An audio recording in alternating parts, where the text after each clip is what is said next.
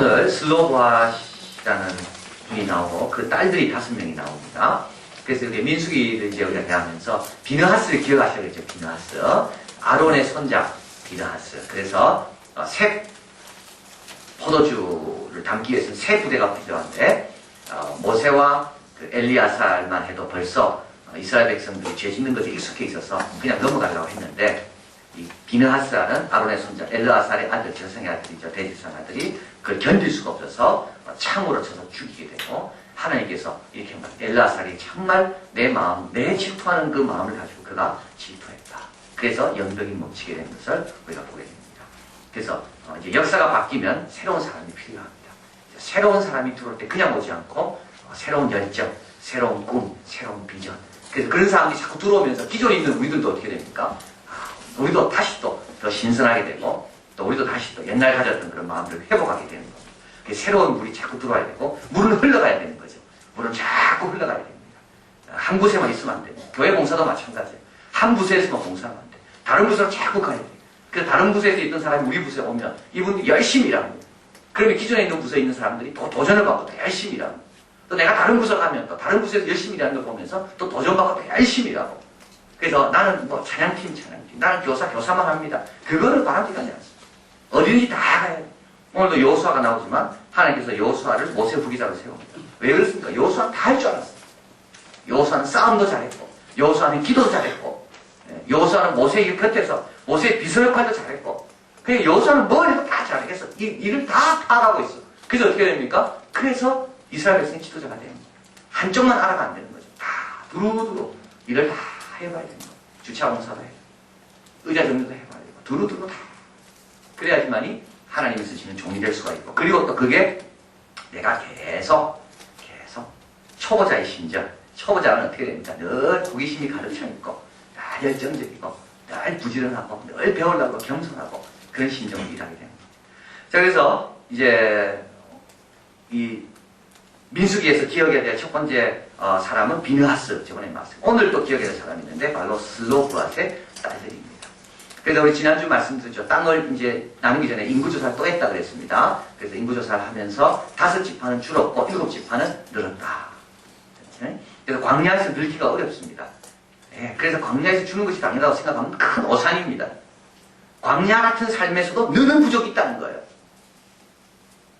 우리는 그걸 늘 생각해야 되는 겁니다. 그죠? 60만 명 가운데 첫 세대 가운데 가나안 땅에 못 들어가서 모두 못 들어갔어. 그러나 2사람은 들어가죠. 그래서 못 들어간 것만 보면 안 되는 거예요. 들어간 사람을 봐야 되는 거예요. 그 신앙생활도 그런 겁니다. 그죠? 신앙생활 열심히 하다가 어려움 당하고 시험에 든 사람을 볼 게 아니라 계속 열심히 하는 사람을 바라봐야 돼요.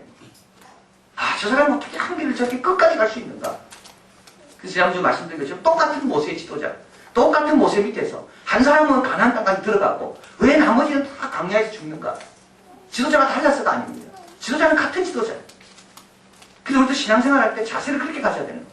잘하는 걸 봐야 돼요. 열심히 하는 걸 봐야 돼요. 그래서 광야에서도 다 죽지 않습니다. 느는 부족이 있어요. 느는 지파가. 광야에서 다 죽지 않습니다. 들어가는 사람이 있습니다. 나는 어디에 들어가야 돼? 들어가는 쪽에 들어가야 되는 거예요. 들어가는 쪽에. 그래서 우리가 늘 그 생각, 우리 교회도 마찬가지예요. 우리 교회도 하나님 앞에 쓰임받는, 하나님 앞에 쓰임받는 교회 쪽으로 우리가 들어가도록 노력해야 되는 거예요.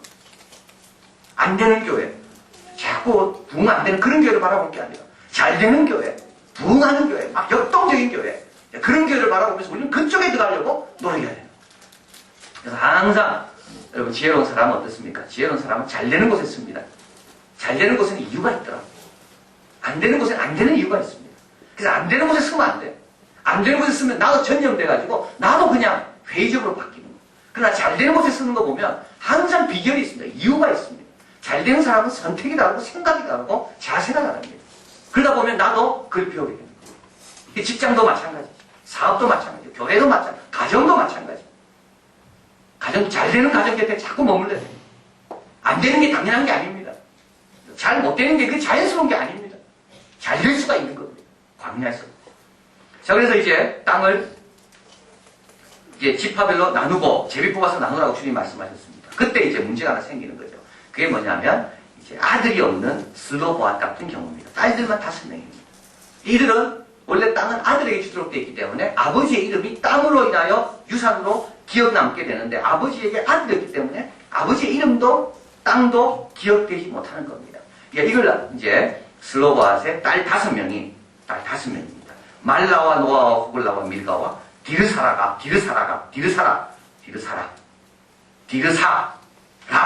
그죠? 디르사가 아주 어렵습니다. 이제 모세 앞에 딱 나온 거예요.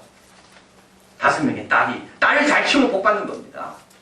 요번에 운동회 때도 보니까 딸 놓고 아들 놓으면 뭐 200점, 딸 놓고 아들 놓으면 300점. 그러는데 사실 딸이 여기 나온다.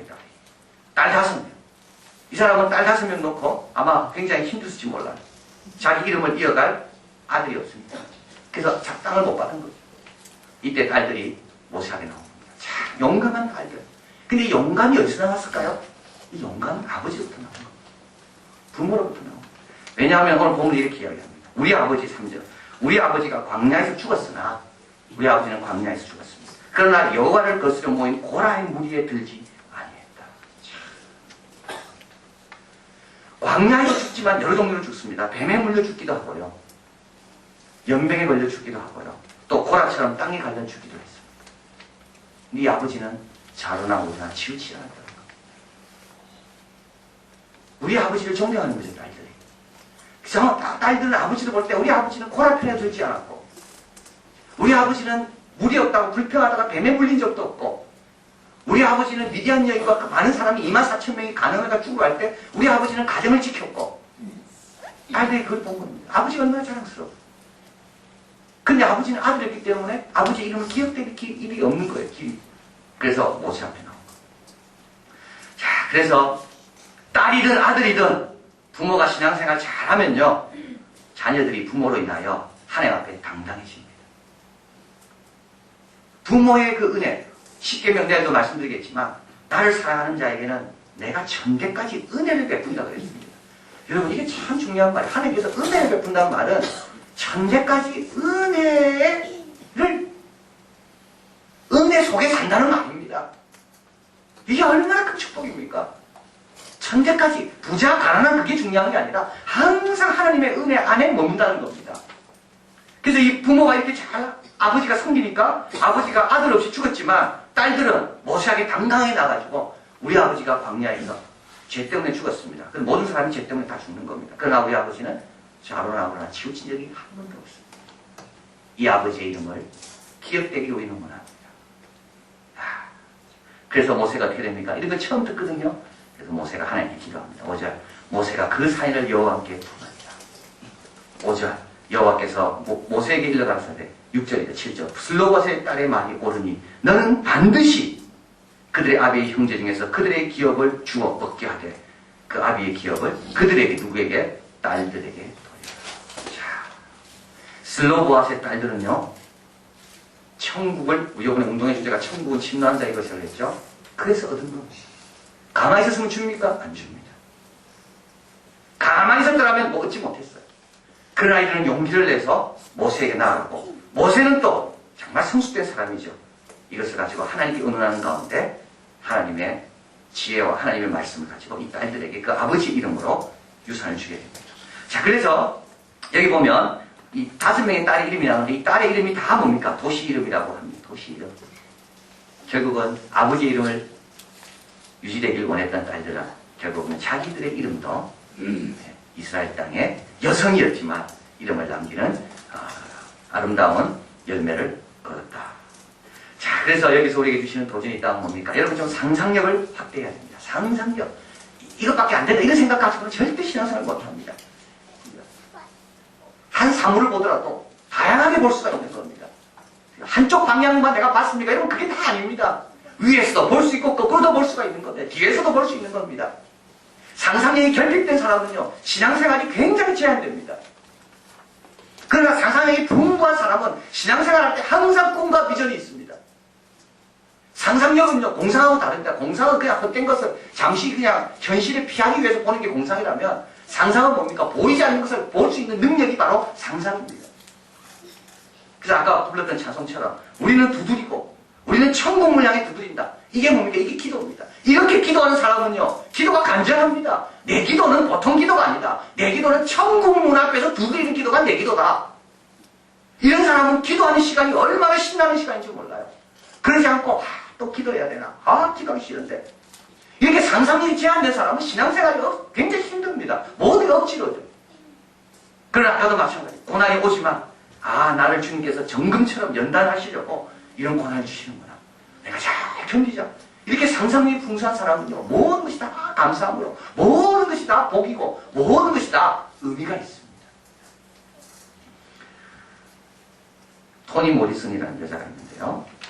그 흑인 여성입니다. 이 여성은 그 프린스턴 대학의 지금 문해창작학과 이제 교수인데, 이 사람은 흑인으로서 흑인의 정체성을 알리는 그런 소설을 많이 적었다 그래요. 그래서 대표적인 소설이 솔로몬의 노래, Song of Solomon 이런 것도 있고, 블루 아이스 이런 것도 있고. 그래서 흑인의 남자의 정체성을 알고 싶으면 이 사람의 소설 가운데 어떤 걸 읽으면 되고, 흑인 여성의 정체성을 알고 싶으면 이 여성의 소설, 한국에도 번역이 여러 개 돼 있더라고요. 노벨상도 받았고 플리처상도 받았습니다. 그래서 이제 타임즈에 이 사람에게 10가지 질문을 일반 독자들이, 그냥 평범한 독자들이 이 사람에게 질문한 거예요. 질문을 이렇게 이런 질문이 나옵니다. 당신 작품 가운데 당신이 어떤 작품을 제일 감명 깊게 읽고 제일 좋아하는가? 이렇게 물어보니까 그분이 이렇게 합니다. 내 작품 가운데 내가 읽을 때마다 감명이 오는 것은 그때마다 다 다르다는 거예요. 이때는 이 작품이 제일 마음에 감동이 되고, 어떨 때는 저 작품이 제일 마음에 감동이 되고. 그렇게 묻습니다. 당신이 진짜 원하는 게 뭐냐? 당신의 소원을 한 가지 이야기해라. 내 소원은 내 작품이 영원히 기억되는 거다. 그러나 더 중요한 소원이 있는데, 그것은 내가 영원히 사는 거다. 한 엄마가 이 분에게 질문했어요. 나는 15살의 딸이 있는데 내 딸은 글을 적고 싶어요. 적고 싶어 하고, 그리고 평생 작가로 살고 싶어 하는데 이 딸에게 충고할 내용이 있으면 한번 충고해줘라. 그러니까 우리 여기 적어드렸습니다. 만약 그녀가 글을 많이 쓴다면 그거는 잘하는 일입니다. 만약 그녀가 수정을 또 일에 많이 한다면 그건 더 잘하는 일일 것입니다. 그녀가 알고 있는 것뿐만 아니라 그녀가 모르는 것에 대해서도 쓰도록 노력해야 합니다. 왜냐하면 그럴 때만이 그녀의 상상력은 커지기 때문입니다. 자, 여러분, 내가 아는 건 절대 다 아닙니다. 여러분이 판단하고 알고 있는 건 절대 다 아닙니다. 하나님의 세계는 그렇게 좁고 그렇게 제한되어 있지 않습니다. 그래서 슬로바스의 딸처럼 당연히 이거는 우리 아버지는 아들이었기 때문에 당연히 이름이 없는 거다. 땅을 못 봤다. 그게 아닙니다. 하나님이 갖고 나오니까 하나님께서 새로운 길들을 그들을 위해 예비해 놓으신 겁니다. 자, 모세는 나이가 들었죠. 그래서 나이가 들으니까 상상력이 부족합니다. 근데 해결하는 길이 있습니다. 뭐죠? 하나님께 기도하는 것.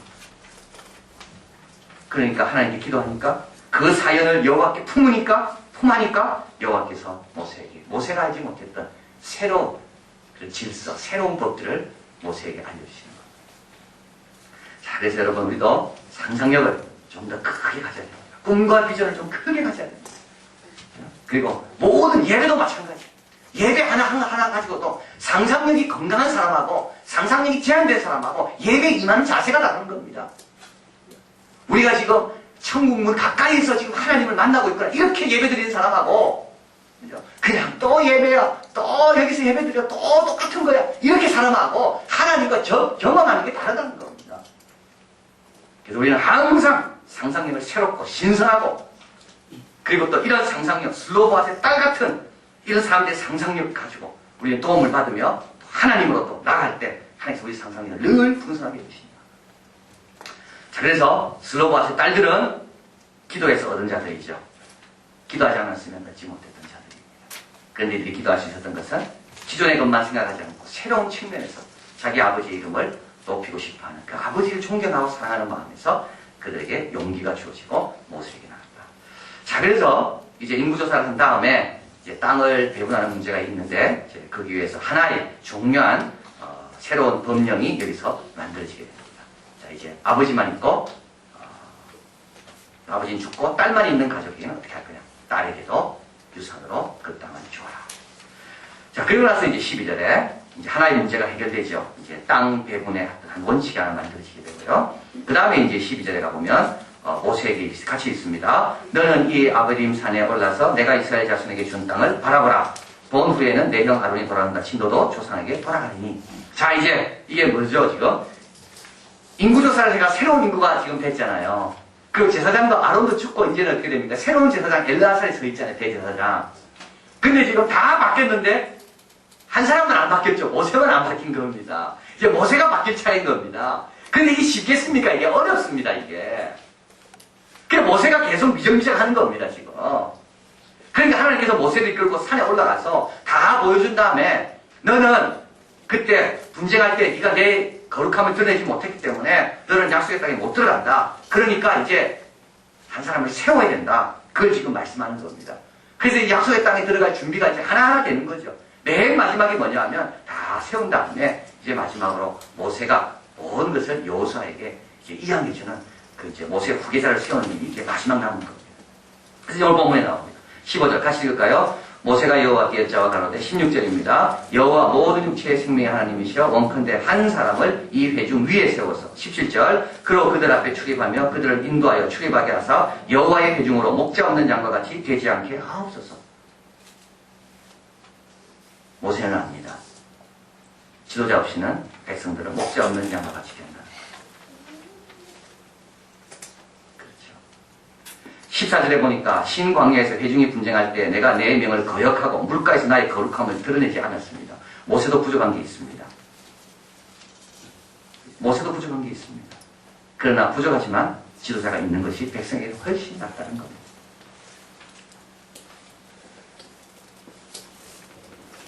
저번에 한번 말씀드린 것처럼 작은 물고기가 큰 물고기를 피해 도망다니고 있습니다. 여우가 밖에서 보다가 작은 물고기 이야기합니다. 야, 작은 물고기야. 야, 물 안에서 그렇게 고생할 필요 뭐냐. 물 밖으로 나와라. 작은 물고기가 이야기합니다. 야, 이 어리석은 여우야. 내가 물 안에서 이렇게 힘든데 물 밖에 나오면 얼마나 더 힘들겠냐. 무슨 말인지 모르시나요? 여러분 지금 힘듭니까? 목자가 있어도 힘듭니까? 목자 없으면 더 힘듭니다. 그걸 이야기하는 거예요. 모세는 자기 부족한 거 알아요. 내가 하나님의 영광 드러내지 못했고. 모세는 다 인정해. 그래서 불평하지 않아요, 여기서. 하나님 들어가지 말라고 맞습니다. 나는 이렇게 부족하기 때문에 나는 안 들어갑니다. 그러나 모세는 압니다. 부족하지만 내가 있어서 백성들은 지금까지 왔다. 앞으로 이 백성이 지도자가 없으면 양식은 다 흩어집니다. 그래서 하나님께서 18절에 여호와께서 모세에게 이르시되 눈의 아들 여호수아라 신에 감동된 자니. 이게 중요합니다. 하나님 사람을 택하는 이유는요. 하나님의 신에 감동된 자입니다. 하나님의 신에, 하나님의 성령에 감동된 사람. 하나님의 성령에 감동된 사람은요. 적어드렸습니다. 세 가지가 나타납니다. 하나님의 성령에 감동된 사람은 하나님과 교제하는 걸 즐거워합니다. 하나님의 영이 있는 사람은요. 하나님께 기도하고 그래서 여호수아는 여호와의 장막을 떠나지 않습니다. 여호와의 집에 올라가자 할 때 우리가 기뻐했도다. 그래서 하나님의 선에 신에 감동된 사람은 하나님의 앞에 나와서 대화하고 교제하는 것을 아주 좋아하고 즐기는 사람입니다. 억지로 하지 않습니다. 그죠? 같은 성령을 갖고 계시기 때문에 하나님의 영을 갖고 있기 때문에 유유상종이라고 하나님의 영을 받은 사람은 하나님 곁에 머물길 좋아하는 겁니다. 그래서 여호수아는 하나님 회막 곁에 늘 머물렀습니다. 그리고 또 하나님의 신에 감동된 사람은요. 모세와 같은 하나님 일하는 사람 곁에 또 늘 머뭅니다. 모세, 여호수아를 가리켜서 모세의 시종이라고 말합니다. 이 말은 뭡니까? 모세의 심부름꾼입니다. 하나님의 영이 있는 사람은 하나님의 일하는 사람 근처에 늘 머물고 싶어 하는 겁니다.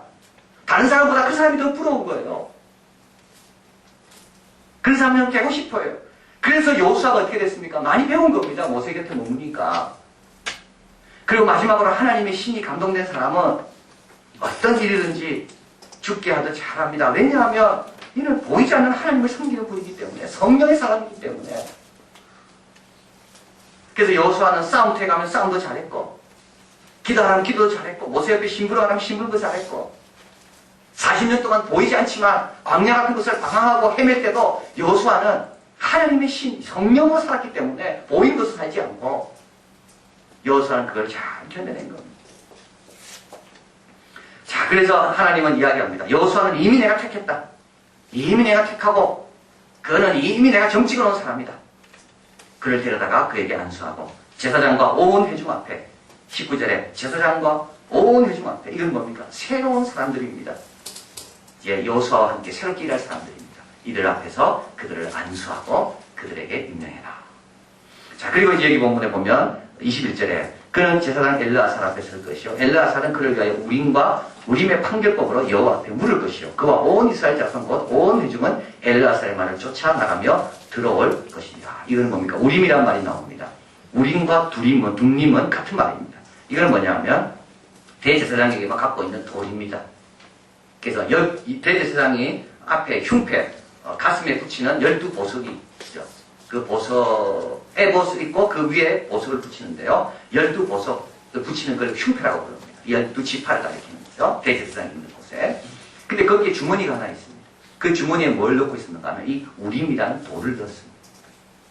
근데 학자들은 이걸 정확하게는 모르지만 하여튼 추측할 뿐입니다. 돌이라는 거라는 거죠. 그리고 이 돌에는 색깔이 동전의 앞뒤면이 다른 것처럼 돌도 앞뒤 색깔이 다르다는 거예요. 그래서 예를 들면 저걸 치러 가야 됩니까? 하나님 물을 때 하나님이 예스인지 노인지 잘 모르잖아요. 이때 대제사장이 묻으면 대제사장이 돌을 꺼내는 거예요. 그리고 던집니다. 던지면 파란색이 나와요. 한 번 더 던져. 그러면 또 파란색이 나와. 그러면 그건 예스. 처음에는 파란색인데 그 다음에 다음 면, 그 다른 면이 나와서 노란색이 나왔다. 색깔이 두 개가 다르잖아요. 그건 너무 다 가지 말아요. 그런데 대제사장이 이 우림과 둠림으로 하나님 뜻을 묻다가 이제 예언자들이 등장하면서부터 이것이 사라지게 됩니다. 왜냐하면 하나님 뜻을 물으러 어디로 가면 됩니까? 예언자, 선지자들에게 물으면 되니까. 그래서 지금 이제 하나님께서는 대제사장인 엘르아살을 통하여 하나님의 뜻을 발견하게 하고 여호수아를 하나님이 택한 자임을 다시 한번 백성들 앞에서 공개적으로 선포하고 세우게 됩니다. 자, 그래서 이제 여호수아가 세워지게 되고 모든 준비는 이제 다 갖추어지게 된 겁니다. 자, 그런데 여기서 우리가 하나 발견할 수 있는 또 중요한 것이 있는데 그건 뭐냐면 여호수아는 제2의 모세가 아니라는 것. 이건 무슨 말입니까? 모세는 모세대로 모세만이 갖는 영광을 그는 영원히 갖고 있다는 것. 모세는 모든 걸 다 줬습니다. 여호수아에게 20절에 내 종기를 그에게 돌려줘라. 그리고 제사장 엘르아살이 이제 함께 동의할 것이고 백성들도 이제 모세의 백성이 아닙니다. 다 여호수아의 백성을 다 가졌습니다. 그런데 하나님은 하나님과 대면하여 말한 사람은 모세 이외에는 아무도 없을 정도로 하나님은 모세를 끝까지 존귀하게 보호해 주십니다. 자, 그래서 모세는 이게 바로 고민이었는지도 몰라요. 모세의 고민이었는지. 그죠? 내가 이렇게 참 고생하고 다 해서 다 주고 나면 결국 난 남는 게 뭐가 있을까? 그랬는데 남는 게 더 많은 겁니다. 하나님은 여호수아가 모세의 뒤를 잇지만 제2의 모세가 아니라 모세보다는 많이 부족한 모세는 이스라엘 역사 가운데 하나님의 종 가운데 특별한 종으로 하나님께서 계속 그를 인정하시고 그를 세워주십니다. 자, 그래서 이번 이 두 사건을 대하면서 우리는 찬송가를 생각하게 됩니다. 죄짐 맡은 우리 구주가 지종은 친구인지 걱정 근심 무거운지 우리 주께 맡기세요. 시험 걱정 근심 없는 사람 누군가 부질없이 낙심 말고 기도드려야 하면서 여러분 부질없이 낙심하지 말아요. 하나님께 가져오면 하나님 생각이 있으십니다. 모세도 부질없이 고민했는지 모릅니다. 내가 다 세우긴 세워야 되겠는데 내가 세우면 나는 뭐가 될 건가. 그러나 하나님께 가져오니까 하나님께서 모세에게 바르게 지도하시고 기쁨으로 인도하시고 슬로바스 딸도 마찬가지입니다. 야, 우리 좋은 아버지 이름이 이렇게 기억될 수 없는데 어떻게 할까? 그러나 그 주님께 가져 나오니까 주님께서 그들에게 바로 지도해 주시고 그들에게 기쁨의 열매를 얻도록 하셨다는 것. 근심 걱정 무거운 짐진 자 아니진 자 누군가 피난처는 우리 예수 주께 기도드리세요. 세상 친구 멸시하고 너를 조롱하여도 우리는 예수 품에 안겨서 참된 위로받게 한대.